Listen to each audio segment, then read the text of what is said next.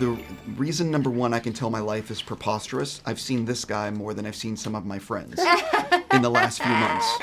Is a busy actor. Right, it's preposterous.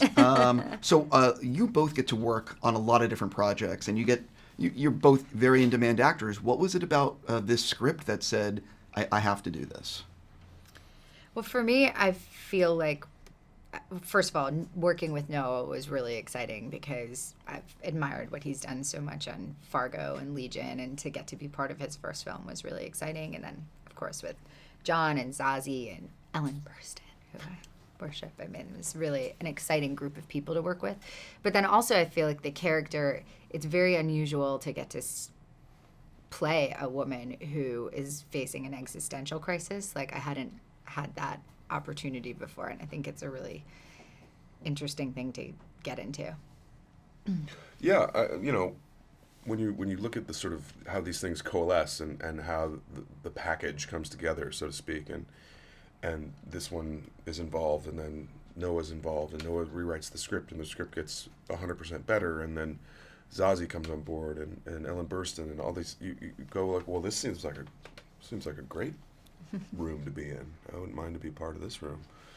And I also just liked the story. I liked how it was a non-traditional take on a person going through something that they're having a very hard time describing, and having a very hard time relating, because by nature of what they're going through, there just aren't that many people that have anything to relate to it, and I think that was kind of setting it against the backdrop of this well-known kind of tabloid story is one thing, but really looking into the person behind that, I thought was actually kind of sweet in a way, and sort of like giving this person the ability to tell their story.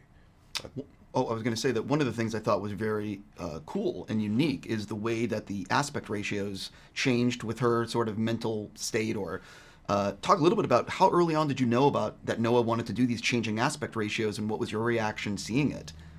Well, Noah described his idea to me when we were preparing for the movie, that it would kind of reflect that mental state of like the wonder and magic of seeing the galaxy as an astronaut, and then of course the kind of like more humdrum, watching the ceiling fan back to Earth moment, and how the world kind of opens and expands and contracts, I guess, based on that. And it's always fun to have directors experiment, and I love being part of that. There were a lot more, I think, that we didn't use, that we had stuff twisting around, and a lot of practical effects that for whatever reason. Yeah, and even like vertical. I remember they shot like completely vertical. So that he was definitely going for something, and it works. I think the first time you see it, when the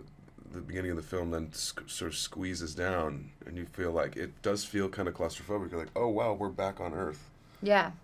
Well, the thing is, like, a lot of people don't realize, I think, when you do like a long oneer, or you do certain tricks that it really can help shape your mental. The average person, I don't think, realizes what's going on, but they feel it. Yeah. Right. Exactly. Yeah, the first time I think people, when you explain it to them, they go, oh, that's why I felt so like anxious or whatever, and you're like, yeah, it's because we're used to like quick cuts and being sort of told a story in that way, and when it's left to unfold in very long takes and things like that, people generally really get kind of like, what's going on, what's going to happen.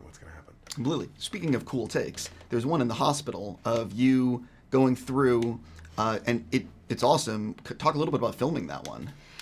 Yeah, it was this sort of, again, Noah wanting to create this sort of feeling of, I think, like almost the earth moving under your feet, when she finds out that something happens to someone she cares about a lot.